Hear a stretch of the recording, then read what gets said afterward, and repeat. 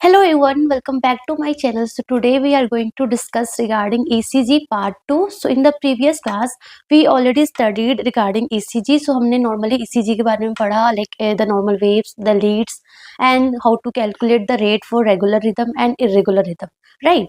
And in today's class we will study basically the most important part, that is the abnormal ECG rhythm, like हम AV block, atrial fibrillation, flutter, ventricular tachycardia, fibrillation, उसका management है ना, वो सब कुछ पढ़ने वाले हैं. So let start with the topic. So first of all we should know कि what is the normal sinus rhythm. So normal sinus rhythm means क्या होता है? नॉर्मल साइनस रिदम मतलब कि आपको पता है हमारा जो कंडक्शन सिस्टम है डेट इज क्या है कि start from the S A node. S A node से स्टार्ट होता है, एस ए नोड से हमारा ए वी नोड होता है ना, थ्रू इंटरनोडल पाथवेज. ठीक है. Then S A node is the pacemaker, जहां से इम्पल्स बेसिकली स्टार्ट होता है. देन एवी नोड पे आता है, एवी नोड पे थोड़ा डिले होता है 0.1 सेकंड का, सो डैट प्रॉपर जो है एट्रियल जो है वो पूरा का पूरा ब्लड वेंट्रिकुलर में प्रॉपर पंप हो जाए, राइट.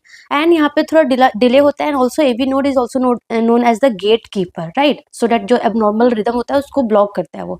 एंड देन यहाँ से हमारा क्या बोलते हैं, बंडल ऑफ हिस पे right bundle branch, left bundle branch, and then Purkinje fibre पे देन हमारा वेंट्रिकुलर कॉन्ट्रैक्ट होता है. सो पहले हमारा एट्रियल कॉन्ट्रैक्ट होता है, देन वेंट्रिकुलर कॉन्ट्रैक्ट होता है, देन वेंट्रिकुलर क्या होता है, रिलैक्स होता है. सो ये प्रोसेस चलता रहता है. एंड ये जो नॉर्मली होगा, जब एस नोड होगा हमारा एट्रियल कॉन्ट्रैक्ट होगा, एट्रियल डिपोलराइज होगा, सो पी वेव आएगा. देन वेंट्रिकुलर डिपोलराइज होगा तो क्यू आर एस कॉम्प्लेक्स आएगा. देन हमारा वेंट्रिकुलर डिपोलराइज होगा तो टी वेव आएगा, right. So this is the normal sinus rhythm, P wave followed by Q R S, then हमारा T wave. So ये normally होगा, that is known as normal sinus rhythm. So normal rhythm where electrical impulse start from the SA node and cause the heart to beat in a regular pattern, है ना. So heart rate कितना होना चाहिए? 60 to 100 के बीच में होगा. And जो रिदम होगा, रेट तो हमारा 60 to 100 हो गया, रिदम कितना होगा? रिदम रेगुलर होगा. मतलब रिदम रेगुलर का मतलब है कि जो आर इंटरवल है ना, this P Q R S, this R and this R. So R interval कितना होगा? रेगुलर होगा. देखो यहाँ पे भी 1 2 3 3.5 है बॉक्सेस. लार्ज बॉक्स अगर हम काउंट करें तो 3.5 है. यहाँ पे 1 2 3.5. सो 3.5 आपको सब जगह दिख रहा होगा. सो आर इंटरवल क्या है? रेगुलर है. सो मतलब रिदम क्या है? रेगुलर है. ठीक है. एंड पी वेव होगा जो कि लेस देन 120 मिली सेकेंड का होगा, जो पिछली क्लास में मैंने आपको बता रखा है. Q R S complex 80 to 100 millisecond के बीच में होगा. पी आर इंटरवल जो है वो 120 to 200 मिली सेकेंड के बीच में होगा, मतलब 3 to 5 स्मॉल बॉक्स के अंडर होगा. टी वेव जो है वो अंडर 200 मिली सेकेंड होगा. अगर ये फॉलो करेगा उसको हम बोलेंगे नॉर्मल साइनस रिदम. ठीक है. देन सेकेंड आता है हमारा साइनस ब्रेडिकार्डिया. साइनस ब्रेडिकार्डिया का मतलब क्या है? साइनस ब्रेडिकार्डिया मतलब कि जो सब कुछ नॉर्मल होगा, everything is normal, rhythm is normal, only the heart rate is less than 60 is known as sinus bradycardia. मतलब कि heart electrical impulse originate from S node. जो इम्पल्स जो है नॉर्मल, जो नेचुरल जो पेस मेकर है ऐसे नोड से स्टार्ट हो रहा है इम्पल्स, तो ऐसे नोड से ही स्टार्ट होगा. Then AV node, then bundle of His, वो सारा फॉलो करेगा. But only the thing is that कि जो रेट है ना वो कम होगा, लेस देन 60, तो उसको हम बोलेंगे साइनस ब्रेडिकार्डिया. ठीक है. एंड इसका ड्रग ऑफ चॉइस क्या होता है? इंजेक्शन एट्रोपिन 1 mg हम देते हैं फॉर साइनस ब्रेडिकार्डिया. अगर लेस देन 50, लेस देन 40 अगर हार्ट रेट होता है तो हम इंजेक्शन एट्रोपिन देते हैं. ठीक है. And then sinus tachycardia, third is the sinus tachycardia. So likewise sinus bradycardia में क्या होता था कि only the rate is less than 60 beat per minute. वैसे ही साइनस टैकीकार्डिया में भी क्या है? रिदम रेगुलर होगा, P wave, Q R S, then T, R interval भी नॉर्मल होगा. The only thing is that कि आपका जो हार्ट रेट है ना, that will be more than 100 beat per minute. ठीक है. जैसे कि लेट्स सपोज ये वाला हमारा ईसीजी वेव है. ये वाला देखो, फर्स्ट ऑफ ऑल ये वाला देखो, ये हमारा आर इंटरवल में कितने बॉक्सेस आ रहे हैं? 1 2 3 4 5 और ये अप्रोक्स 6 है ना. सो टोटल 6 बॉक्स आ रहे हैं. सो हमने कैसे था हार्ट रेट कैलकुलेट करने का फॉर्मूला? 300 अपॉन में 6, लार्ज 300 अपॉन में लार्ज बॉक्स है ना. सो लार्ज बॉक्स कितने हैं? 6 है. तो कितना आ रहा है? 50. तो 50 बीट पर मिनट आ रहा है. तो ये क्या हमारा साइनस ब्रेडिकार्डिया का हमारा ईसीजी है. ऐसे ही ये वाला लीड 2 देखो, ये वाला देखो लीड 2. यहाँ पे देखो this R interval and this R interval. यहाँ पे कितने बॉक्सेस है? लार्ज बॉक्सेस 1 और 2, दो ही लार्ज बॉक्स है. सो 300 अपॉन में 2 कितना आएगा? 150. सो 150 बीट पर मिनट मतलब कि जो हार्ट रेट है वो कितना आ रहा है? 150 आ रहा है. So it means it is the sinus tachycardia. ठीक है ना. सो हार्ट रेट कितना होगा? मोर देन 100 होगा.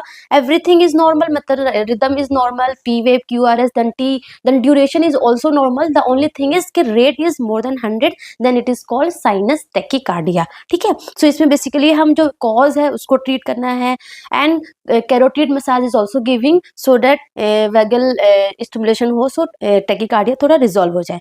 एंड ड्रग ऑफ चॉइस अगर आपसे पूछे, so drug of choice for sinus tachycardia is beta blocker like metoprolol, propranolol वगैरह देते हैं. ठीक है ना. सो ये हमारा नॉर्मल साइनस रिदम हो गया, साइनस ब्रेडिकार्डिया हो गया, साइनस टैकीकार्डिया हो गया. Then coming to P wave, हमने पी वेव पढ़ा था, this is the P wave, right. So P wave में हमने क्या देखा था, P wave should be upright. P wave कैसा होना चाहिए, अपराइट होना चाहिए. ओनली एक्सेप्ट AVR लीड को छोड़ के और V1 लीड को छोड़ के. जो AVR लीड में जो हमने लीड सारे पढ़े थे, AVR, AVL, AVF, unipolar lead पढ़ा था ना. सो AVR में जो P वेव होता है ना वो नेगेटिव होता है, and this is normal.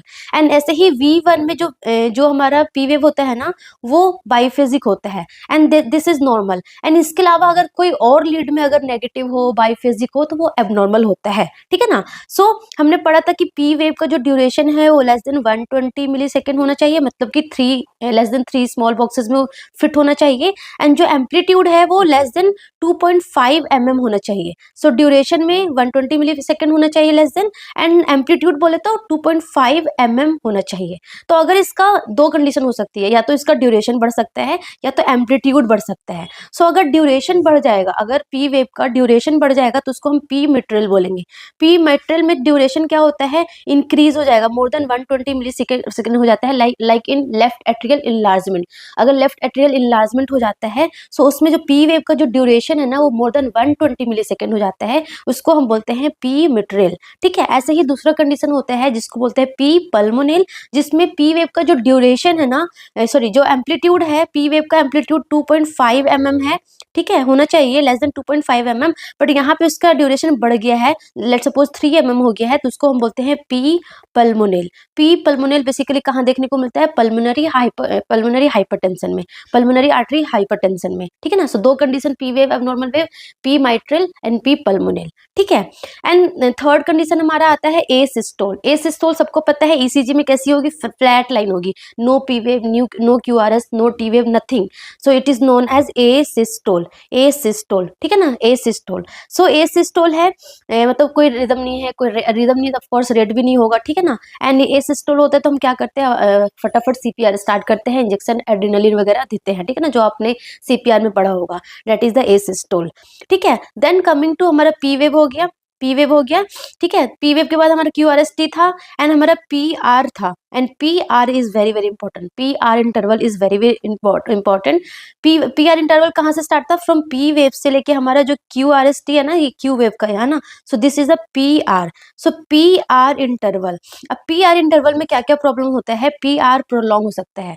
So P are prolongation कब कब होगा वो हम देखते हैं. सो देखो, नॉर्मली हमारा जो पी आर इंटरवल कितना होना चाहिए, 120 टू 200 मिली सेकेंड हमारा पी आर इंटरवल होना चाहिए. एंड अगर हम बॉक्स में बोले तो 3 to 5 स्मॉल बॉक्स में हमारा फिट हो जाना चाहिए हमारा P R interval. This P R should be fit in 3 to 5 small box में. ठीक है ना. सो पी आर इंटरवल में प्रोलॉन्ग होता है. First condition is the first degree heart block. Very very important. अभी आपको इसी समझ में अच्छे से आ जाएगा. So first degree heart block में बेसिकली क्या होता है, फर्स्ट डिग्री हार्ट ब्लॉक.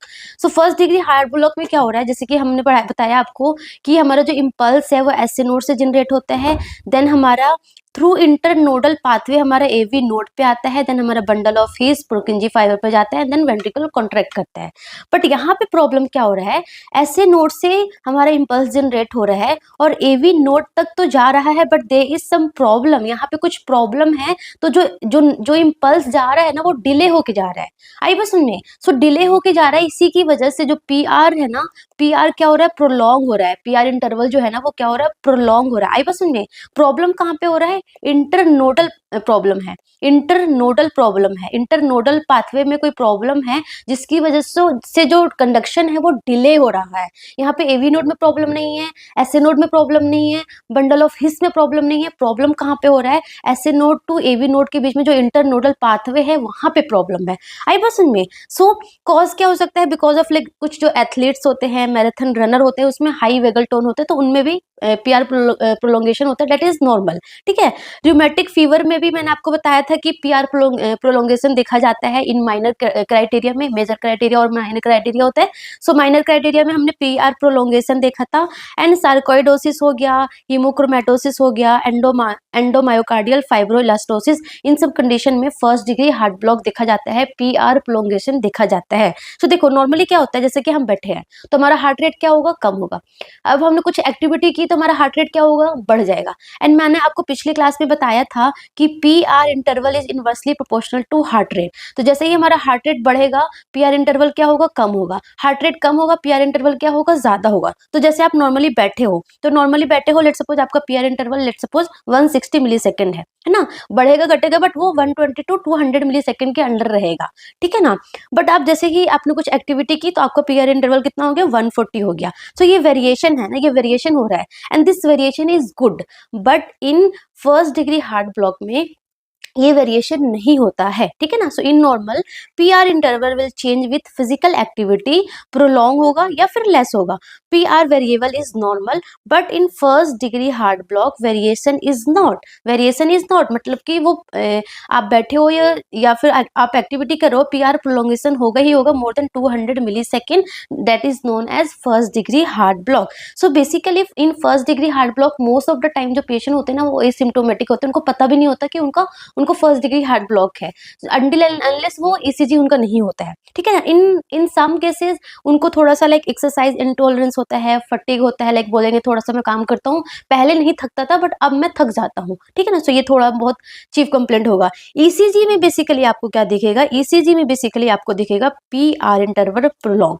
अब वो पीआर इंटरवल जो प्रोलॉन्ग दिखेगा ना, डेट इज फिक्स। देखो ये हमारा पी है, ये हमारा क्यू आर एस टी है ना, एस एंड ये टी है। सो देखो ये हमारा पी आर इंटरवल इतना होगा, राइट। ऐसे यहाँ पे हमारा पी आर इंटरवल इतना होगा, ये हमारा पी आर इंटरवल इतना होगा। सो आप अगर काउंट करोगे, आप अगर अपने बॉक्सेस स्मॉल बॉक्सेस काउंट किया तो कितना होगा, 1 2 3 4 5 6 7। तो यहाँ पे 7 बॉक्स है ना। एंड मैंने कितना बोला था, 3 to 5 स्मॉल बॉक्स में फिट हो जाना चाहिए, क्योंकि इसका जो ड्यूरेशन है that is 120 to 200 millisecond. So 120 एक जो बॉक्स का है वो 40 मिली सेकेंड का होता है, तो 3 to 5 स्मॉल बॉक्स में फिट हो जाना चाहिए था। बट यहाँ पे कितना हो गया, इसका 7 हो गया। ऐसे यहाँ पे काउंट करो, 1 2 3 4 5 6 7, यहाँ पे भी 7 है ना। सो ये सारे 7 है। ठीक है ना। सो पीआर प्रोलोंगेशन तो होगा बट वो फिक्स है। जितने भी आप अपने लीड 2 में देखा, सारा पीआर प्रोलोंगेशन है मोर देन 200 मिली सेकेंड है।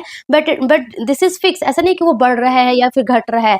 200 मिली सेकेंड से ज्यादा है, लेट्स सपोज 220 मिली सेकेंड है, तो सारे के सारे आपको सब में आपको 220, यहाँ पे भी 220 मिली सेकेंड है, लेट्स सपोज यहाँ पे भी 220 है, यहाँ पे भी 220 है, यहाँ पे भी 220 है। सो पीआर प्रोलोंगेशन होगा, दैट इज फिक्स्ड होगा। So that is PR interval prolong हो जाएगा इन फर्स्ट डिग्री हार्ट ब्लॉक में। बहुत सिंपल है, पीआर इंटरवल जस्ट प्रोलॉन्ग हो जाएगा more than 200 millisecond, that is the first degree heart block. ठीक है ना। इसमें ट्रीटमेंट बेसिकली नहीं देते। अगर पेशेंट एसिम्प्टोमेटिक है तो ट्रीटमेंट की नीड नहीं होती है। बट अगर कुछ पेशेंट को सिम्टम्स आता है तो हम क्या देते हैं, ओरल एट्रोपिन भी चलता है उनका। ठीक है ना, oral atropine.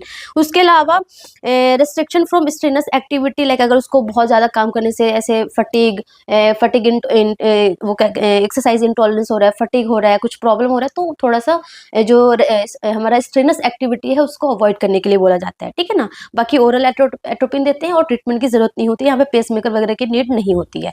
That is the first degree heart block. Problem कहाँ पे था, इंटरनोडल प्रॉब्लम था। एसए नोड या एवी नोड में प्रॉब्लम नहीं था, प्रॉब्लम इनके पाथ में इंटरनोडल में प्रॉब्लम था, जिसकी वजह से जो कंडक्शन तो जा रहा था बट डिले जा रहा था। ठीक है। Then coming to the second degree heart block. Second degree heart block 2 है हमारा, है फर्स्ट है सेकंड डिग्री टाइप 1, जिसको मोविट्स टाइप 1 और वेंकी बैक भी बोला जाता है। यहाँ पे क्या हो रहा है, यहाँ पे देखो मैंने क्या बोला, एसए नोड से इंपल्स जनरेट होगा, यहाँ पे भी एसए नोड से ही इंपल्स जनरेट हो रहा है। देन एवी नोड पे आएगा, एसए नोड के बाद एवी नोड पे आएगा, बट एवी नोड में कुछ प्रॉब्लम है। बिकॉज ऑफ दैट जो कंडक्शन है ना, यहाँ पे स्लोली पास होगा, मतलब कि कंडक्शन पास तो होगा, जो इंपल्स यहाँ से यहाँ तक आया ना वो पास तो होगा बट स्लोली होगा। It takes a time and वो टाइम धीरे धीरे, जैसे कि एक बीट आया थोड़ा टाइम लिया, दूसरा बीट आया और टाइम लिया, तीसरा बीट आया और टाइम लिया, धीरे धीरे टाइम लेते लेते लेते लेते एक ऐसा टाइम आएगा कि वो बीट ही एक बीट ही नहीं आएगा, देन अगेन फिर से वही स्टार्ट हो जाएगा, बीट आएगा, थोड़ा टाइम, थोड़ा टाइम, थोड़ा टाइम, देन एकदम से स्टॉप हो जाएगा। सो इसमें ये होगा। मोविट्स टाइप 1 में प्रॉब्लम कहाँ पे हो रहा है? एवी नोड में प्रॉब्लम है, इंट्रा नोडल प्रॉब्लम है। सो बिकॉज ऑफ दैट कंडक्शन तो जा रहा है, ऐसे नहीं कि पूरा का पूरा कंडक्शन ही स्टॉप कर रहा है, नहीं, कंडक्शन तो जा रहा है बट डिले जा रहा है, ठीक है ना। So slow conduction through AV node. So P R interval क्या होगा यहाँ पे? प्रोग्रेसिवली इंक्रीज होगा। In first degree heart block में पी आर इंटरवल फिक्स था, like more than 220 let suppose था, तो मोर देन 220 हर जगह ही आएगा, दैट इज फिक्स। बट यहाँ पे क्या होगा कि जो पी आर इंटरवल है ना, वो प्रोग्रेसिवली क्या होगा? इंक्रीज होगा। देन एक ऐसा टाइम आएगा कि वो जो बीट है, वो क्यू आर एस कॉम्प्लेक्स है, वो एकदम से नहीं आएगा, देन अगेन पी स्टार्ट हो जाएगा, ठीक है। So each beat take longer to pass, finally one beat fails to go through, ठीक है ना। सो देखो ये हमारा पी है, यहाँ पे पी आर इंटरवल है, ये देखो ये, देन हमारा टी आ गया, फिर पी आया, क्यू आर एस टी, यहाँ पे थोड़ा और टाइम ले लिया उन्होंने, ठीक है। देन हमारे ये टी आया, देन अगेन पी आया, देन यहाँ पे पी आर इंटरवल देखो और बढ़ गया। सो धीरे धीरे देखो बढ़ रहा है ना, धीरे धीरे जो प्रोग्रेसिवली जो पी आर इंटरवल क्या हो रहा है? बढ़ रहा है। देन टी आया, देन अगेन पी आया, यहाँ पे हमारा क्यू आर एस कॉम्प्लेक्स आना चाहिए था, यहाँ पे क्यू आर एस कॉम्प्लेक्स नहीं आया, यहाँ पे जो बीट हो गया वो क्या हो गया? मिस हो गई। एंड अगेन क्या आया? पी वेव आया, देन अगेन ये स्टार्ट हो गया, ठीक है ना। सो ये आया। सो बेसिकली आपको टाइप 1 कैसे पता करना है कि, क्योंकि एग्जाम में हम बहुत ज्यादा ऐसे स्ट्रेस वाले कंडीशन में होते हैं, तो हम समझ नहीं पाते कि ये कौन सा है। लाइक मिस बिट तो टाइप 2 में भी होगा, बट कैसे आइडेंटिफाई करेंगे? सो देखो इन टाइप 1 मोविट्स टाइप 1 में आप क्या देखोगे? जैसे ही ये हमारा क्यूआरएस कॉम्प्लेक्स है, ये टी है एंड ये देन पी है, जो ये मिस्ड बीट है, मिस्ड बीट का पहले बिफोर एंड आफ्टर आप जब देखोगे, सो पी आर इंटरवल क्या होगा? दैट इज नॉट इक्वल, क्या होगा? अनइक्वल होगा। आई बस में। सो इन मोविट्स टाइप 1 में मिस्ड बीट के बिफोर एंड आफ्टर जो पी आर इंटरवल होगा वो क्या होगा? अनइक्वल होगा। सो दैट इज मोविट्स टाइप 1 और वेंकी बैक, ठीक है ना। सो ये हो गया। जैसे कि देखो ये हमारा पी आर इंटरवल है, ये हमारा पी आर इंटरवल हुआ, ठीक है। देन यहाँ पे थोड़ा और बढ़ गया, ठीक है। देन यहाँ पे क्या हुआ? मिस्ड बीट आ गया, यहाँ पे बीट नहीं आया। देन यहाँ पे अगेन पी आर इंटरवल आया, है ना, जो कि बहुत छोटा सा है। तो देखो ये वाला, ये मिस्ड बीट है, एंड यहाँ पे ये थोड़ा आपको पी आर जो पी आर प्रोलोंगेशन है वो क्या है? अनइक्वल है। So this is type 1 Mobitz type 1 heart block. सो आप जितना ज्यादा आप इससे रिलेटेड एसीजी सॉल्व करोगे ना, उतना अच्छे से आपको चीजें समझ में आएगी, ठीक है। सो ये हमारा मोविट्स टाइप 1 और second degree type 1 heart block है। देन मोविट्स टाइप 2 और second degree type 2 heart block में क्या होता है? यहाँ पे प्रॉब्लम क्या हो रहा है? एसए नोड से इंपल्स जनरेट हो रहा है, देन एवी नोड पे आ रहा है। सो यहाँ पे एवी नोड में प्रॉब्लम नहीं है। टाइप 1 में क्या प्रॉब्लम था? एवी नोड के पास प्रॉब्लम था। यहाँ पे एवी नोड में प्रॉब्लम नहीं है, यहाँ पे प्रॉब्लम क्या है? एवी नोड के नीचे प्रॉब्लम है, मतलब इंफ्रा नोडल प्रॉब्लम है। इन सेकंड डिग्री टाइप 1 में प्रॉब्लम कहाँ था? इंट्रा नोडल मतलब एवी नोड में प्रॉब्लम था। यहाँ पे एवी नोड के नीचे प्रॉब्लम है, इंफ्रा नोडल में प्रॉब्लम है। तो जिसकी वजह से क्या हो रहा है? देखो यहाँ पे क्या हो रहा है, यहाँ पे हमारा एसए नोड से इंपल्स जा रहा है, एवी नोड के नीचे प्रॉब्लम है, मतलब बंडल ऑफ हिस में लेट सपोज प्रॉब्लम है ना, बंडल ऑफ हिस में प्रॉब्लम है। तो देखो अगर एसए नोड से हमारा इंपल्स जनरेट होता है, डेट इज 60 to 100 पर मिनट पे वो होता है ना। लेट सपोज एसए नोड में प्रॉब्लम है, तो एवी नोड उसके नीचे वाला अपना काम ले लेता है। मतलब हमारे हार्ट में ऐसी एक्टिविटी है ना कि ऊपर वाले जो कंडक्शन सिस्टम में अगर प्रॉब्लम हुआ तो नीचे वाला अपना काम ले लेगा। तो लेट सपोज अगर एससी नोड में प्रॉब्लम हुआ तो एवी नोड अपना काम ले लेगा, तो जो हार्ट रेट है वो अप्रोक्स 45 to 60 पर मिनट होगा। बट अगर एवी नोड में प्रॉब्लम होगा तो बंडल ऑफ हिस अपना काम ले लेगा, चलो मैं अपना काम करता हूँ, तो वो जो हार्ट रेट होगा लेट इज लेस देन 40 होगा। बट यहाँ पे क्या हो रहा है? यहाँ पे प्रॉब्लम कहाँ पे है? यहाँ पे प्रॉब्लम है हमारा बंडल ऑफ हिस में। यहाँ पे प्रॉब्लम कहाँ पे हो गई है? बंडल ऑफ हिस में प्रॉब्लम हो गई है। तो अब बंडल ऑफ हिस में प्रॉब्लम हो गई है, तो कौन एक्शन लेगा? पुरकिंजी फाइबर अपना काम लेगा। तो पुरकिंजी फाइबर जब काम लेगा तो जो हार्ट रेट होगा ना, that is 15 to 20 per minute होगा। जो मैक्सिमम हार्ट रेट होगा मोविट्स टाइप 2 में, जो मैक्सिमम हार्ट रेट होगा that is 15 to 20 per minute होगा। So Mobitz type 2 is very very dangerous, like Mobitz type 1, Mobitz type 2 first degree, even complete heart block जो हमारा type 3 होता है उससे भी सबसे ज्यादा डेंजरस हमारा मोविट्स टाइप 2 है। क्यों है आगे हम पढ़ेंगे, ठीक है ना। So more dangerous than third degree heart block even, ठीक है। सो इसमें क्या होता है? इसमें हम ईसीजी समझते हैं, ECG is very very important. So इसमें क्या हो रहा है? पी आर इंटरवल इसमें प्रोलॉन्गेशन तो होगा ही होगा। सो देखो पी आर इंटरवल प्रोलॉन्ग है, ठीक है, यहाँ पे भी पी आर इंटरवल प्रोलॉन्ग है और यहाँ पे भी हमारा पी आर इंटरवल क्या है, प्रोलॉन्ग है। ठीक है, एंड यहाँ पे क्या हो गया, टी वेव आया, पी वेव आया और यहाँ पे हमारा क्यू आर एस कॉम्प्लेक्स नहीं आया। सो यहाँ पे मिस्ड बिट है, देन अगेन हमारा पी आर इंटरवल आ गया। ठीक है ना।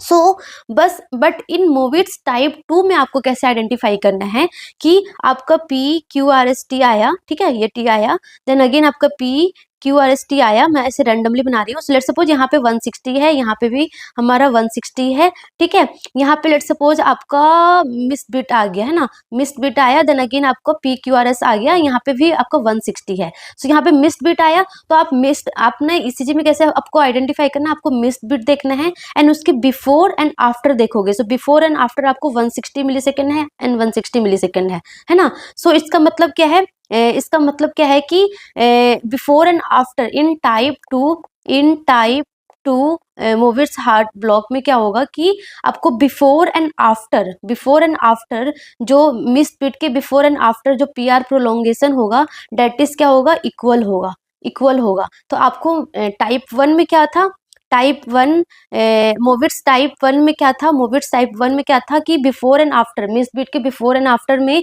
जो हमारा ये जो हमारा क्या यहाँ पे जो मिस बीट है उसके बिफोर एंड आफ्टर जो पी आर प्रोलोंगेशन था वो क्या था, अनइक्वल था। ठीक है, अनइक्वल था। बट इन टाइप टू हमारा क्या था, पी आर प्रोलोंगेशन जो हमारा यहाँ पे जो मिस बीट है उसके जो बिफोर एंड आफ्टर जो पी आर प्रोलोंगेशन है वो क्या होगा, इक्वल होगा।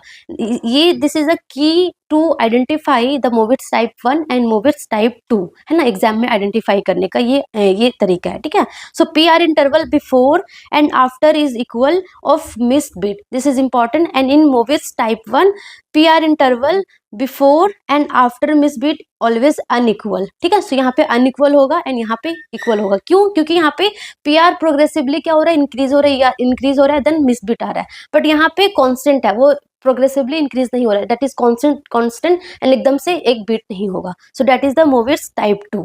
ठीक है, सो ये जो मोविट्स टाइप 2 इन इमरजेंसी कंडीशन में, लाइक इन इमरजेंसी कंडीशन में हमें टेम्परेरी पेसिंग करनी होती है, टेम्परेरी पेसमेकर लगाना होता है, प्लस इंजेक्शन एट्रोपिन हम दे सकते हैं 1 mg, मैक्सिमम हम 3 mg दे सकते हैं। ठीक है, उसके अलावा हमें ट्रांसक्यूटेनियस पेसिंग और ट्रांसवीनस पेसिंग करेंगे। ठीक है ना। सो पेसमेकर बेसिकली हम परमानेंट पेसमेकर लगाएंगे। साइड कहाँ पे होता है, लेफ्ट साइड चेस्ट में लगाते हैं, इंटरकोस्टल स्पेस में below the skin of chest. ठीक है, तो ये हमारा पेसमेकर होता है। पेसमेकर लगाया जाता है, like single lead pacemaker, dual lead pacemaker और ट्रिपल लीड पेसमेकर होता है। सो सिंगल लीड पेसमेकर में लाइक ओनली राइट वेंट्रिकल को ये पेस करेगा एंड सेंस करेगा। डुअल लीड पेसमेकर में वो राइट एट्रियम और राइट वेंट्रिकल को करेगा, और ट्रिपल लीड पेसमेकर में राइट एट्रियम, राइट वेंट्रिकल और लेफ्ट वेंट्रिकल को भी करता है। ठीक है ना। सो ये हमारा मोविट्स टाइप 2 है, Mobitz type 1, Mobitz type 2। And then third हमारा है थर्ड डिग्री हार्ट ब्लॉक। देखो यहाँ पे, देखो आप यहाँ पे आपको दिख रहा है ये पी वेव है, यहाँ पे आपको पी आर प्रोलोंगेशन कुछ इतना है, देन यहाँ पे आपको थोड़ा सा और इंक्रीज हो गया, देन यहाँ पे आपको मिस्ड बीट है। ठीक है, देन अगेन यहाँ पे पी आर इंटरवल है, ये अगेन बढ़ रहा है, देन अगेन ये यहाँ पे तब बढ़ गया। ठीक है, अगेन ये मिस्ड बीट हो गया। ठीक है, यहाँ पे अगेन पी आर इंटरवल है। सो देखो बिफोर, मिस्ड बीट के बिफोर और आफ्टर पी आर में अनइक्वल है ना, अनइक्वल है। So this is type 1। And यहाँ पे देखो, यहाँ पे हमारा पी आर इंटरवल है। ठीक है, देन हमारा again P R interval, then यहाँ पे हमारा पी है, यहाँ पे क्यू आर एस नहीं है। ठीक है, देन अगेन ये पी आर है। ठीक है, देन अगेन ये पी आर है, देन अगेन यहाँ पे मिस्ड बीट हो गई है। ठीक है ना। सो आपको ये दिख रहा होगा कि बिफोर और आफ्टर आपको जो पी आर इंटरवल है दैट इज इक्वल होगा मिस्ड बीट के बिफोर एंड आफ्टर जो पी आर इंटरवल है वो इक्वल है in type 2, Mobitz type 2 heart block में। सो ये आपको ऐसे आइडेंटिफाई करना है। ठीक है, and then third degree heart block, जिसको कि कंप्लीट हार्ट ब्लॉक भी बोला जाता है, क्योंकि यहाँ पे क्या होता है, यहाँ पे हमारा इंपल्स जनरेट हुआ from SA node, SA node से हमारा एवी नोड आएगा। ठीक है, सो यहाँ पे जो प्रॉब्लम हुआ ना, इन टाइप 1 में क्या हो रहा था, इन सेकेंड डिग्री टाइप 1 में क्या हो रहा था कि प्रॉब्लम क्या था, वहां पे भी एवी नोड में प्रॉब्लम था, बिकॉज ऑफ डैट जो कंडक्शन है वो स्लो जा रहा था, ऐसा नहीं था स्टॉप हो जाएगा। बट यहाँ पे इन थर्ड डिग्री हार्ट ब्लॉक में क्या हो रहा है कि एवी नोड से कंडक्शन बिल्कुल जा ही नहीं रहा, नो कंडक्शन एट ऑल। मतलब ऐसे नोड से एवी नोड में इंपल्स आया, बट यहाँ से इंपल्स ट्रांसमिट ही नहीं हो पाया। So no conduction from AV node. But in second degree type 1 में क्या था, डिले कंडक्शन था, वहां पे भी प्रॉब्लम एवी नोड में था, बट वहां पे जो था ना दैट इज डिले कंडक्शन था। But in third degree heart block में there is no conduction from AV node से कोई कंडक्शन नहीं होगा, ठीक है ना। इस that's why it is known as complete heart block, ठीक है ना। सो अब एवी नोड से कंडक्शन नहीं आएगा तो उसके जो नीचे वाला है वो अपना काम करेगा, तो bundle of His, so bundle of his basically क्या करेगा, कॉन्ट्रैक्ट करेगा, बंडल ऑफ हिस से कंडक्शन जाएगा, तो जिसकी वजह से वेंट्रिकुलर क्या होगा, कॉन्ट्रैक्ट होगा। सो वेंट्रिकुलर जो रेट होगा बिकॉज ऑफ बंडल ऑफ हिस की वजह से होगा, एंड बंडल ऑफ हिस जो है वो मैक्सिमम कितना बीट कर सकता है, दैट इज 40 पर मिनट। सो यहाँ पे जो वेंट्रिकुलर रेट होगा that is approx 20 less than 40 पर मिनट होगा। एंड एसए नोड से इंपल्स जो जनरेट हुआ था, तो एसए नोड की वजह से एट्रियल रेट होगा, है ना। एसए नोड से इंपल्स जनरेट हुआ था, एवी नोड पे आया था, बट एवी नोड से कंडक्शन आगे गया नहीं, तो एसए नोड की वजह से एट्रियल रेट होगा। तो एट्रियल रेट होगा हमारा एसए नोड की वजह से, जो कि 60 to 100 के बीच में होगा। बट एवी नोड से कंडक्शन गया नहीं, तो बंडल ऑफ हिस की वजह से वेंट्रिकुलर रेट होगा जो कि लेस देन 40 पर मिनट होगा, ठीक है ना। So otherwise AV node control ventricular rate, है ना। अदरवाइज अगर मान लो अगर नॉर्मल कंडक्शन होता तो एवी नोड से बंडल ऑफ हिस पे आता, सो एवी तो ये जो कंडक्शन आगे आ जाता तो जितना एट्रियल रेट होता उतना ही हमारा वेंट्रिकुलर रेट होता। बट यहाँ पे तो एवी नोड से कंडक्शन आगे आया ही नहीं, तो वेंट्रिकुलर रेट जो होगा वो बेसिकली बंडल ऑफ हिस की वजह से होगा, जो कि लेस देन 40 पर मिनट होगा, है ना। So but in this they is this function at AV node, so control by bundle of His. सो यहाँ पे क्या होगा, एट्रियल अपना कॉन्ट्रैक्ट करेगी, वेंट्रिकुलर अपना अपना कॉन्ट्रैक्ट करेगी, दोनों का रेट एकदम अलग होगा, दोनों का किसी से लेना देना नहीं होगा। नॉर्मली दोनों को एक साथ चलना चाहिए, एट्रिया कॉन्ट्रैक्ट करेगी देन वेंट्रिकुलर कॉन्ट्रैक्ट करेगी, है ना। बट यहाँ पे एट्रियल अपना कॉन्ट्रैक्ट करी जा रही है, वेंट्रिकुलर अपना कॉन्ट्रैक्ट करी जा रही है। एट्रियल का रेट फास्ट है क्योंकि वो एसए नोड वहां से उसका इंपल्स जनरेट कर रहा है, तो एसए नोड की वजह से उसका बेसिकली कंडक्शन हो रहा है। एंड वेंट्रिकुलर का रेट कम होगा क्योंकि बंडल ऑफ हिस की वजह से हो रहा है, ठीक है। सो यहाँ पे एवी डिसोसिएशन होगा, लैक ऑफ कोऑर्डिनेशन होगा, एंड लैक ऑफ कोऑर्डिनेशन होगा, सो ऑफ कोर्स कार्डियक आउटपुट क्या हो जाएगा, कार्डियक आउटपुट कम हो जाएगा, ठीक है ना, क्योंकि वेंट्रिकल एट्रियल अपना कॉन्ट्रैक्ट कर रही है, ब्लड प्रॉपर आ नहीं रहा है, सो जो कार्डियक आउटपुट है वो बहुत कम हो जाएगा। एंड यहाँ पे ब्रेडिकार्डिया भी होगा जिसकी वजह से सिनकोप अटैक भी आएगा, ठीक है ना। सो ये होगा। सो यहाँ पे बेसिकली क्या होगा, देखो पी वेव दो पी वेव आया, यहाँ पे क्यूआरएस कॉम्प्लेक्स नहीं आया क्योंकि पी वेव तो दो आएंगे क्योंकि एट्रियल रेट फास्टर है देन वेंट्रिकुलर रेट, है ना, क्योंकि ventricular rate is determined by bundle of His. So bundle of हिस का रेट क्या होगा, कम होगा। सो दो पी वेव आए देन अगेन क्यूआरएस कॉम्प्लेक्स आया, टी वेव आया देन पी वेव आया, फिर यहाँ पे क्यूआरएस कॉम्प्लेक्स आना चाहिए था बट नहीं आया, देन अगेन पी वेव आया, देन अगेन क्यूआरएस कॉम्प्लेक्स आया। सो यहाँ पे क्या होगा, ब्रॉड क्यूआरएस कॉम्प्लेक्स होगा, first of all broad QRS complex होगा, and number of P wave is much more than QRS complex because atrial firing at higher rate than ventricular firing, क्योंकि atrial firing is control by SA node, so वो higher है। सो जो P wave होगा वो much more होगा then QRS complex, क्योंकि जो ventricular rate है वो कम है, ठीक है ना। सो ये इसमें ये आइडेंटिफाई करना है। सो देखो नॉर्मली क्या होता है, ये हमारा नॉर्मल है, पी वेव है, देन हमारा क्यूआरएस कॉम्प्लेक्स है, देन टी वेव है, then P wave, then QRS complex, then हमारा टी वेव। सो ये हमारा यहाँ से लेके ये हमारा पी इंटरवल होगा, पीपी इंटरवल होगा एट्रियल रेट, एंड ये हमारे यहाँ से लेके यहाँ तक क्या होगा, आरआर इंटरवल होगा। बट इन थर्ड, है ना, so atrial rate is PP interval, ventricular rate is RR interval, and दोनों अप्रोक्स कितना होगा, पीपी इंटरवल और आरआर इंटरवल अप्रोक्स क्या होगा, सेम होगा, इक्वल होगा। But in third degree heart block में क्या हो गया, ये हमारा पी वेव है, देन हमारा क्यूआरएस कॉम्प्लेक्स है, टी वेव है, देन अगेन पी वेव है, पी वेव है। सो पी वेव का ड्यूरेशन देखो कितना कम है, यहाँ पे देखो पी वेव का ड्यूरेशन ज्यादा है ना, आरआर इंटरवल का भी ड्यूरेशन मतलब दोनों अप्रोक्स सेम है, बट यहाँ पे क्या है, पी वेव क्या है, पी वेव का ड्यूरेशन क्या है, कम है।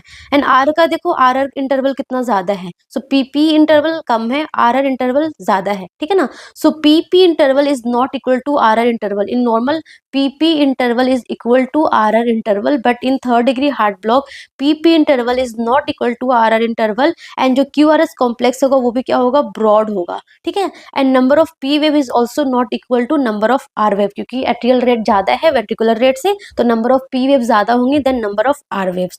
सो ये हमारा थर्ड डिग्री हार्ट ब्लॉक है, and third degree heart block का जो ट्रीटमेंट है that is the permanent pacemaker और डुअल पेसिंग पेसमेकर हमें देने पड़ते हैं, ठीक है ना। सो ये हमारा थर्ड डिग्री हार्ट ब्लॉक हो गया। फिर एक कंडीशन हमारा आता है that is the sick sinus syndrome. Sick sinus syndrome में क्या होता है कि यहाँ पे जो प्रॉब्लम है वो कहाँ पे होता है, एसए नोड में प्रॉब्लम होता है। सिक साइनस सिंड्रोम में प्रॉब्लम कहाँ पे हो रही है, एसए नोड में प्रॉब्लम है। So SA node becomes damage और dysfunctional causing it to fire irregularly होगा, कभी एकदम स्लो हो जाएगा, कभी एकदम से स्टॉप हो जाएगा, कभी एकदम से बहुत फास्ट हो जाएगा, एकदम से स्लो हो जाएगा, एकदम से स्टॉप हो जाएगा। सो इसमें लाइक ऐसे स्लो स्टॉप स्विच इस तरीके का, मतलब कभी ब्रेडिकार्डिया होगा, सो ब्रेडिकार्डिया होगा तो लाइक 45 टू 60 पर मिनट के हिसाब से होगा, लाइक एवी नोड की वजह से 45 टू 60 पर मिनट हमारा हार्ट रेट होगा। कभी एकदम से स्टॉप हो जाएगा, एकदम अरेस्ट सा होगा, अगेन स्टार्ट हो जाएगा, ठीक ना। सो स्विच होगा, alternate between tachycardia and bradycardia. So 6 sinus syndrome में क्या होगा, टेकिकार्डिया ब्रेडिकार्डिया स्विच, है ना, टेकिकार्डिया ब्रेडिकार्डिया स्टॉप, ऐसे स्टार्ट होगा। सो इन 6 साइनस सिंड्रोम में भी जो ट्रीटमेंट होता है वो क्या होता है, पेस मेकर होता है, ठीक है। उसके बाद very very important, that is the atrial fibrillation. So atrial fibrillation में क्या हो रहा है ना, कि बेसिकली एट्रियल फिब्रिलेशन में क्या हो रहा है, प्रॉब्लम कहाँ पे है, हमारा लेफ्ट एट्रियम में है। देखो क्या हो रहा है, बेसिकली हमारा एसए नोड है, ये हमारा एसए नोड है, ये हमारा हार्ट है, लेट्स सपोज ये हमारा हार्ट है, ये हमारा हार्ट है, यहाँ पे हमारा एसए नोड है, ठीक है। एसए नोड हमारा 60 टू 100 बीट पर मिनट के हिसाब से इम्पल्स जनरेट कर रहा है ना। वो इम्पल्स कहाँ पे आएगा, हमारा एवी नोड के पास आएगा। बट यहाँ पे क्या हो रहा है, लेफ्ट एट्रियम में मल्टीपल फोकाई है, लेफ्ट एट्रियम में मल्टीपल फोकाई है, एंड वो फोकाई अपना अलग से इम्पल्स जनरेट कर रही है, एंड वो इम्पल्स इतना ज्यादा है कि वो एसए नोड के जो इम्पल्स को क्या कर दी है, ब्लॉक कर दी है।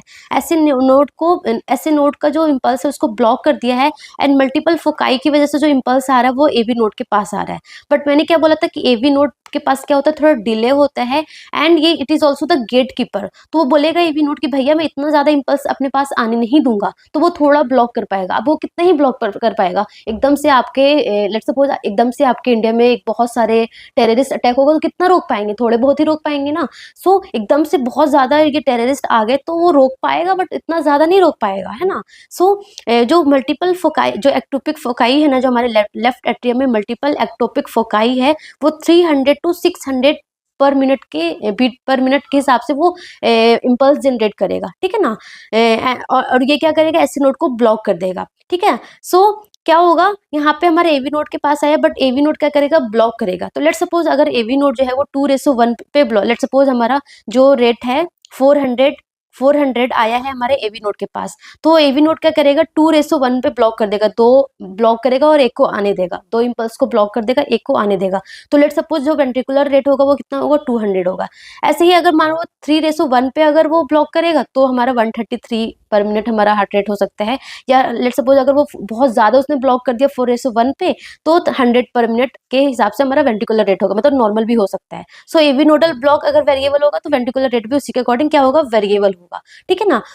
तो एक तो ये प्रॉब्लम है कि हार्ट रेट बहुत ज्यादा है ना, वो नॉर्मल भी हो सकता है, but the problem is that कि जो जो इतना ज्यादा फायरिंग हो रही है मल्टीपल जो हमारा एक्टोपिक फोकाई से, उसकी वजह से जो एट्रियम है ना वो प्रॉपर कॉन्ट्रैक्ट नहीं कर रही है, वो क्या कर रही है, क्यूबर कर रही है, ऐसे ऐसे कर रही है। अब आप खुद ही सोचो, जब ऐसे एट्रियल ट्विच करेगी, क्यूबर करेगी, तो क्या होगा, उसके अंदर ब्लड जो होगा वो स्टेसिस होगा। जो एट्रियम है प्रॉपर कॉन्ट्रैक्ट करनी चाहिए थी, एंड सारा ब्लड वेंट्रिकल में जाता, बट इंस्टेड ऑफ कॉन्ट्रैक्टिंग वो क्या कर रही है, क्यूबर कर रही है, ट्विच कर रही है, जिसकी वजह से ब्लड अंदर स्टेसिस होगा। अब वो ब्लड स्टेसिस होगा तो क्या होगा, वो क्लॉट बन जाएंगे, एंड वो क्लॉट लेफ्ट एट्रियम से हमारा लेफ्ट वेंट्रिकल और वो हमारे सिस्टमिक सर्कुलेशन में जाएगा, हमारा ब्रेन में जाएगा, तो सेरिब्रल में जाएगा, तो उसमें वहां भी प्रॉब्लम हो सकती है, ठीक है ना। सो यहाँ पे क्या हो रहा है, एट्रिया ट्विच करेगी तो ब्लड स्टेसिस होगा, जिसकी वजह से हमारा एम्बोलिक स्ट्रोक भी होते हैं, ठीक है ना। सो रिदम क्या होगा, इरेगुलर पल्स होगा, इरेगुलर पल्स होगा, क्योंकि देख रहे हो वेरिएबल हो रहा है, वेंट्रिकुलर रेट वेरिएबल हो रहा है। सो इरेगुलर पल्स होगा, पैल्पिटेशन होगा ऑफकोर्स, क्योंकि इतना ज्यादा हार्ट रेट है तो पैल्पिटेशन होगा, डिजीनेस होगा, सिनकोप होगा, ठीक है ना। सो वेरी वेरी इंपॉर्टेंट यहाँ से क्वेश्चन आता है, most common cause of embolic stroke is non rheumatic atrial fibrillation, क्योंकि क्लॉट फॉर्म हो रहा है ना। सो एम्बोलिक स्ट्रोक का मोस्ट कॉमन कॉज है हमारा एट्रियल फिब्रिलेशन, ठीक है। सो यहाँ पे आप देखो पी वेव नहीं दिखेगा, पी वेव क्यों नहीं दिखेगा, क्योंकि उसने एसए नोड को क्या कर दिया, ब्लॉक कर दिया। सो एसए नोड को ब्लॉक कर दिया तो पी वेव नहीं होगा, सारा का सारा इम्पल्स इतना ज्यादा जो मल्टीपल एक्टोपिक फोकाई थे उन्होंने एसए नोड को इम्पल्स को क्या कर दिया, ब्लॉक कर दिया, तो जिसकी वजह से पी वेव आपको नहीं दिखेंगे, पी वेव नहीं दिखेगा, आपको क्यूआरएस कॉम्प्लेक्स दिखेगा, ठीक है, QRS complex, then T wave, then again P wave अच्छे से पता नहीं चलेगा, ठीक है ना। So no P wave, R interval क्या होगा, वेरी करेगा, very important in atrial fibrillation में जो आर इंटरवल है ना, दिस आर इंटरवल ना ये फिक्स नहीं होगा, दिस इज वेरी करेगा, आर इंटरवल क्या करेगा, वेरी करेगा, ठीक है ना। So no P wave, R interval क्या होगा, वेरी करेगा। This is the sign to identify the atrial fibrillation, P wave नहीं होगा और आर इंटरवल क्या होगा, वेरी करेगा। ठीक है। सो इसका जो ट्रीटमेंट है वो क्या है, that is the race. Race मतलब क्या है, हम पहले रेट कंट्रोल करेंगे, रेट कंट्रोल करेंगे, इतना ज्यादा रेट है तो रेट को कंट्रोल करेंगे कैसे, एस्मोलोल के थ्रू या फिर विरापा मिल के थ्रू। ये हमारे दो ड्रग है। उसके अलावा ए मतलब कि एंटी कोएगुलेंट देंगे, क्योंकि यहाँ पे ब्लड का स्टेसिस हो रहा है, क्लॉट्स फॉर्म हो रहे हैं, सो हम एंटी कोएगुलेंट देंगे। एंटी कोएगुलेंट में हम क्या देते हैं, रिवोरॉक्साबेन देते हैं, रिवोरॉक्साबेन, रिवोरॉक्साबेन। ये क्या है, रिवोरॉक्साबेन क्या है, XA मतलब कि 10A, जो टेंथ फैक्टर 10 जो होता है ना उसको इनहिबिट करता है। एंड दूसरा ड्रग हमारा है डेविगेट्रोन, डेविगेट्रोन, टी यहाँ पे टी आ रहा है ना, सो टी मतलब कि थ्रोम्बिन इनहिबिटर है। सो ये दो हम एंटीकोएगुलेंट देते हैं। एंड सी इज द हम रिदम को कंट्रोल करेंगे। सो हम इसमें क्या देंगे, हम इसमें आइबोटिलाइड और अम्योड्रोन देंगे। ठीक है ना, that is a chemical cardioversion. अगर केमिकल कार्डियोवर्जन से भी एट्रियल फिब्रिलेशन कंट्रोल नहीं हो रहा है, मतलब ड्रग से भी कंट्रोल नहीं हो रहा है, तो हम इलेक्ट्रिकल कार्डियोवर्जन देंगे, that is synchronised DC shock देंगे 200 जूल का, बाईफेजिक है ना, biphasic 200 joule synchronised DC shock देंगे, जिसको कार्डियोवर्जन बोलते हैं। ठीक है ना, सो हम रिदम कंट्रोल करने के लिए देंगे। तो ये हमारा मैनेजमेंट होगा। एंड ये राशि, this is the atrial fibrillation. दिख रहा है आपको, आर इंटरवल क्या हो रहा है, वेरी कर रहा है, आर इंटरवल वेरी कर रहा है ना, आर इंटरवल वेरी कर रहा है। तो ये आपको बहुत सारा ECG सॉल्व करोगे तो समझ में आ जाएगा। नो पी वेव, देखो टी वेव है, पी वेव है, पी वेव नहीं दिख रहा है ना आपको, टी वेव दिख रहा है, पी वेव, टी हर जगह यहाँ पे टी वेव है, पी वेव आपको नहीं दिख पाएगा है ना। सो this is the ventricular, this is the atrial fibrillation because of the multiple ectopic foci, जो कि 300 to 600 पर मिनट के बीट करेगा, जिसकी वजह से जो एस नोड का जो फंक्शन है, एस नोड से जो इम्पल्स आएगा वो ब्लॉक हो जाएगा। सो पी वेव नहीं होंगे, ओनली QRS कॉम्प्लेक्स होगा एंड वो बहुत वेरी करेगा। ठीक है, सो ये हमारा हो गया। इसमें आपको मैनेजमेंट इंपॉर्टेंट है, रिदम, रेट और एंटीकोएगुलेंट देना है आपको।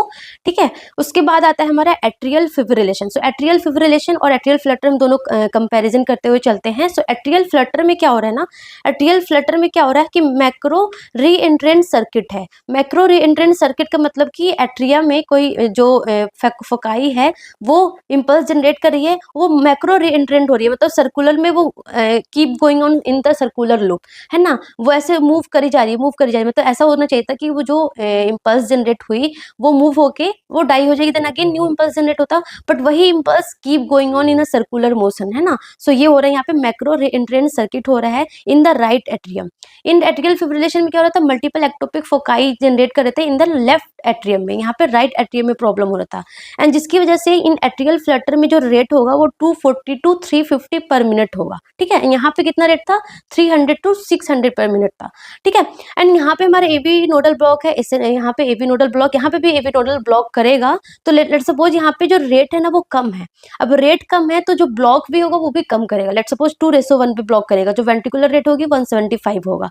और यहाँ पे रेट ज्यादा आ रहा है, ज्यादा फायरिंग हो रही है, ज्यादा इंपल्स आ रहा है, तो ब्लॉक भी ज्यादा करेगा, तो 4:1 पे करेगा, तो वेंट्रिकुलर रेट लेट सपोज 150 हुआ। ठीक है ना। सो यहाँ पे जो आपको जो ECG पैटर्न होगा ना, that is very very important. 100 tooth appearance होगा, यहाँ पे आपको पी वेव या टी वेव आपको पता नहीं चलेगा, जस्ट 100 टूथ अपीयरेंस होगा। सी दिस 100 टूथ ऐसे अपीयरेंस होगा and then QRS complex, 100 tooth appearance होगा एंड 100 QRS कॉम्प्लेक्स है ना। सो यहाँ पे जो QRS कॉम्प्लेक्स है ना वो क्या होगा, रेगुलर होगा। वहां पे क्या था, इरेगुलर था पूरा है ना, ये वेरी नहीं करेगा, ये रेगुलर होगा। सो ये था हमारा 100 टूथ अपीयरेंस होगा। एंड यहाँ पे जो चांस है, वहां पे कॉम्प्लिकेशन क्या होता है, सेरिब्रल एम्बोलिज्म होने के चांसेस था, क्योंकि लेफ्ट एट्रियम में क्लॉट होता है तो वो हमारा सिस्टमिक सर्कुलेशन में जाएगा। बट यहाँ पे राइट एट्रियम में प्रॉब्लम है, तो वहां पे अगर क्लॉट बनेगा तो जो कहाँ जाएगा, पल्मोनरी में जाएगा, हमारे लंग्स में जाएगा। सो यहाँ पे पल्मोनरी एम्बोलिज्म होने के चांसेस होते हैं। ठीक है ना। ट्रीटमेंट अगेन वही करना है, रेट कंट्रोल करना है, एंटीकोएगुलेंट देना है, देन केमिकल कार्डियोवर्जन लाइक आइबुलिटाइड या फिर एम्योड्रोन से देना है, या फिर इलेक्ट्रिकल डीसी शॉक देंगे 25 to 50 जूल से देंगे। देखो यहाँ पे क्या था, इन एट्रियल फिब्रिलेशन में भी हम डीसी शॉक दे रहे थे है ना, कार्डियोवर्जन कर रहे थे, बट यहाँ पे जो बाईफेजिक कर रहे थे 200 जूल से दे रहे थे, बट यहाँ पे हमारा कितना होगा, 25 to 50 जूल देंगे बाईफेजिक, यहाँ पे जूल थोड़ा कम देंगे। ठीक है, सो ये आपको याद रखना है, ये आपको ECG का पैटर्न बहुत इंपॉर्टेंट है, वो याद रखना है।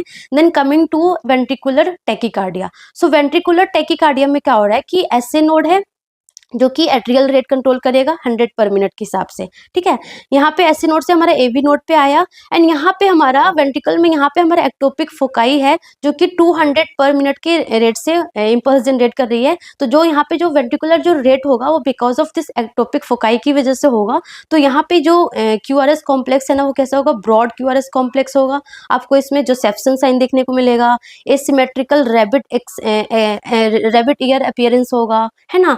एंड यहाँ पे वेंट्रिकुलर टैकीकार्डिया में भी लाइक कार्डियक आउटपुट कम होगा। कभी आपको पल्सलेस वेंट्रिकुलर टैकीकार्डिया दिख सकता है, पेशेंट स्टेबल भी हो सकता है ना, कार्डियक अरेस्ट भी हो सकता है, डेथ भी हो सकती है, ठीक है ना। सो आपको देखो सी दिस इज द आपको इसे रैबिट ईयर लाइक अपीयरेंस होगा। यहाँ पे आपको जो सेप्सन साइन दिखेगा, ठीक है ना। सो this is the ventricular tachycardia. ये जो वेंट्रिकुलर टैकीकार्डिया है ना that is the monophasic ventricular tachycardia है। मतलब मोनोफेजिक वेंट्रिकुलर टैकीकार्डिया का मतलब कि जितने भी जो क्यूआरएस कॉम्प्लेक्स है ना सबका जो एम्पलीट्यूड होगा ना वो क्या होगा, सेम होगा। एम्पलीट्यूड सेम होगा, उसको हम बोलेंगे monophasic ventricular tachycardia, monophasic ventricular tachycardia. And एक होता है हमारा पॉलीमॉर्फिक वेंट्रिकुलर टैकीकार्डिया जिसको टॉर्सियट्स डी पॉइंट भी बोला जाता है। इसमें जो हमारा क्यूआरएस कॉम्प्लेक्स होता है ना वो वेरी करता है, ठीक है ना, वेरी करेगा। देखो यहाँ पे सारा वेरी कर रहा है, जो एम्पलीट्यूड है ना वो वेरी करेगा। यहाँ पे सबका एम्पलीट्यूड कितना था, सेम था, तो ये हमारा मोनोमॉर्फिक होगा, ठीक है। एंड अगर उसका एम्पलीट्यूड वेरी करेगा तो वो पॉलीमॉर्फिक वेंट्रिकुलर टैकीकार्डिया होगा जिसको टॉर्सियट्स डी पॉइंट भी बोला जाता है, ठीक है ना। सो यहाँ पे जो हमारा वेंट्रिकुलर टैकीकार्डिया अगर पल्सलेस होगा, पल्सलेस वेंट्रिकुलर टैकीकार्डिया होगा तो हम नॉन सिंक्रोनाइज टीसी शॉक देंगे या फिर जिसको डिफिब्रिलेशन भी बोला जाता है। बट अगर स्टेबल वेंट्रिकुलर टैकीकार्डिया होगा, पेशेंट स्टेबल होगा तो हम एम्यूड्रोन देंगे और आईवी लिग्नोकेन देते हैं, ठीक है ना। अगर बीपी मोर देन 90 है, पल्स है ना, सो पल्स होगा, वेंट्रिकुलर टैकीकार्डिया होगा, बीपी पेशेंट का प्रेजेंट होगा तो हम इंजेक्शन एम्यूड्रोन या फिर इंजेक्शन लिग्नोकेन देंगे। बट अगर पल्स लेस वेंट्रिकुलर टैकीकार्डिया होगा तो डिफिब्रिलेशन करेंगे, ठीक है। उसके बाद हमारा ये पॉलीमॉर्फिक हो गया। पॉलीमॉर्फिक का कॉज बहुत इंपॉर्टेंट है। पॉलीमॉर्फिक वेंट्रिकुलर टैकीकार्डिया का जो कॉज है दैट इज हाइपोकैलेमिया हो गया, हाइपोमैग्नीसीमिया हो गया, हाइपोकैल्सीमिया हो गया, है ना। राइथ्रो ये ड्रग की टॉक्सिसिटी की वजह से भी होती है, डिजॉक्सिन टॉक्सिसिटी की वजह से भी होती है ना। सो ये हमारे इंपॉर्टेंट ये this cause is very important, polymorphic ventricular tachycardia, and this ECG is very very important, ठीक है। उसके बाद आता है हमारा वेंट्रिकुलर फिब्रिलेशन। वेंट्रिकुलर फिब्रिलेशन में क्या हो रहा है ना कि जो rapid disorganised ventricular rhythm that causes ineffective क्यूवरिंग of the ventricle. Ventricle यहाँ पे कॉन्ट्रैक्ट नहीं कर रही है, यहाँ पे वेंट्रिकल कॉन्ट्रैक्ट करने के बजाय क्या कर रही है, क्यूवर कर रही है, ट्विच कर रही है ना। So because of the rapid disorganised ventricular rhythm की वजह से, ठीक है ना। So no regular shape of QRS complex because of all electrical activity क्या है वो डिसऑर्गेनाइज्ड है। सो रैपिड रेट तो होगा, रेट तो 200 to 300 बीट पर मिनट होगा, बट वो डिसऑर्गेनाइज्ड वे में होगा, ठीक है ना। So only wavy irregular chaotic non organised rhythm आपको देखने को मिलेगा। सो इसमें आपको ना ही पी वेव समझ में आएगा, ना ही आपको क्यूआरएस कॉम्प्लेक्स समझ में आएगा, कुछ समझ नहीं आएगा, जस्ट वेवी कैओटिक वेव आपको दिखेगा, ठीक है ना। सो इसका जो कॉज है that is the myocardial infection is the most common cause. And अगर आपने वेंट्रिकुलर टैकीकार्डिया को सही टाइम पे ट्रीट नहीं किया तो वो वेंट्रिकुलर फिब्रिलेशन में कन्वर्ट हो सकता है, ठीक है। उसके अलावा कार्डियोमायोपैथी हो गया, इसका ट्रीटमेंट आपको पता ही है, वेंट्रिकुलर टैकीकार्डिया हो गया, वेंट्रिकुलर फिब्रिलेशन हो गया, हम क्या करते हैं इन सीपीआर, अगर वहाँ पे डिफिब्रिलेशन अवेलेबल नहीं है तो हमें सीपीआर करना है, अगर डिफिब्रिलेशन तो डिफिब्रिलेट करेंगे, देन अगेन सीपीआर करेंगे, ठीक है ना। सो ये हमारा इसका मैनेजमेंट हो गया। सो ये कुछ हमारे इंपॉर्टेंट हमारा ईसीजी था, वेंट्रिकुलर टैकीकार्डिया का, फिब्रिलेशन का, एट्रियल फ्लटर, एट्रियल फिब्रिलेशन और हमारा हार्ट ब्लॉक। ये कुछ बहुत इंपॉर्टेंट ईसीजी है। इसके ईसीजी को दिखा के आपसे पूछ सकते हैं कि ये कौन सा है, बताओ, आइडेंटिफाई करने के लिए आ सकते हैं। सो आप बहुत सारा मल्टीपल ईसीजी सॉल्व करो तो आपको समझ में आ जाएगा, ठीक है। So that's all about today, thank you so much, all the best.